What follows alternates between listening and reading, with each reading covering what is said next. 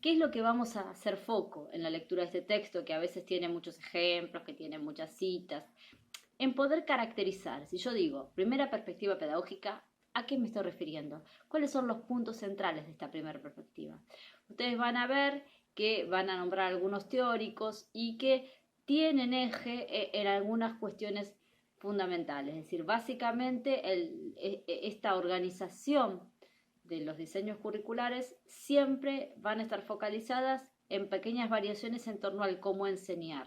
Es decir, los diseños curriculares nos van a dar elementos acerca de cómo enseñar. Por ello, inicialmente eran una lista de contenidos, después se complejiza un poco y me van a dar alguna pista para que yo como docente sepa algo que tenga que ver con esos contenidos. Entonces, en esta primera perspectiva pedagógica, nosotros vamos a ver todo ese desarrollo, es decir, qué cosas tenían estos diseños curriculares originarios, los más antiguos, que surgen cuando se empiezan a organizar las escuelas como instituciones nacionales, así como nosotros las conocemos, porque no son desde siempre que estuvieron, sino que surgen en un momento histórico y la organización así como las vemos es del siglo pasado. Respecto a la perspectiva sociológica del currículum, ahí lo que nosotros vamos a observar es un aporte que realiza la sociología del currículum. Ustedes saben que la sociología estudia las relaciones sociales, las relaciones humanas. ¿Qué pasa con esta línea? Se empieza a estudiar qué es lo que pasa adentro de las escuelas y se empiezan a identificar que adentro de las escuelas pasan cosas que no son solamente enseñar los contenidos. Es muy interesante, esto surge entre la década del 60 y la década del 70, que empiezan a indagar cuestiones que nosotros observamos en las escuelas. Esta línea teórica no arma un diseño curricular, es decir, la sociología del currículum está en este texto, impacta, porque después cuando nosotros veamos la segunda perspectiva pedagógica, ahí impactan estos saberes que construye la sociología del currículum a partir de la década del 60-70, del siglo pasado.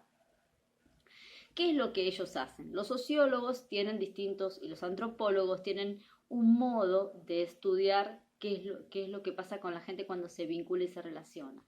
Ellos empezaron a sentarse adentro de las escuelas para ver qué es lo que realmente sucedía y observaron que en las aulas, además de la enseñanza de la matemática o de la lengua o de las ciencias naturales, se enseñaban otras cosas.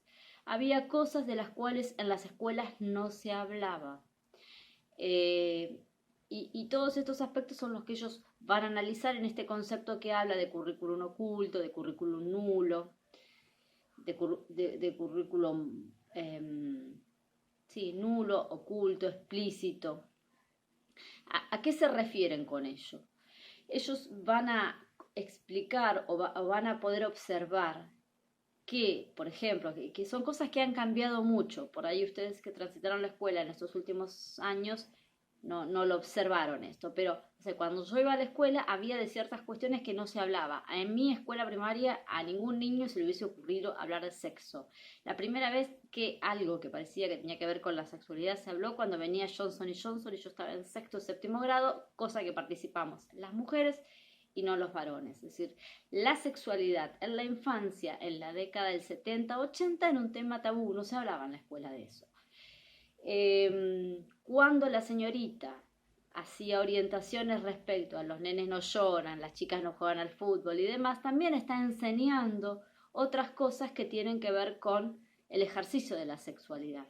Entonces, todas estas cosas son lo que la sociología del currículum, mirando lo que pasaba dentro de la escuela, puso en evidencia. Es decir, la escuela enseñaba a ser mujer y a ser varón de determinada manera, que es algo que a partir de la educación sexual integral hoy se está reviendo, pero los estudios que dieron origen a eso tienen que ver con este movimiento.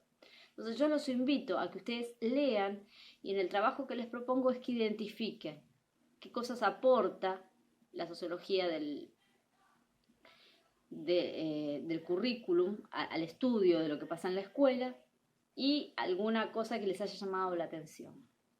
Entonces el trabajo de esta clase fuertemente tiene que ver con la lectura. Así que espero que lo disfruten y que tengan un lindo fin de semana.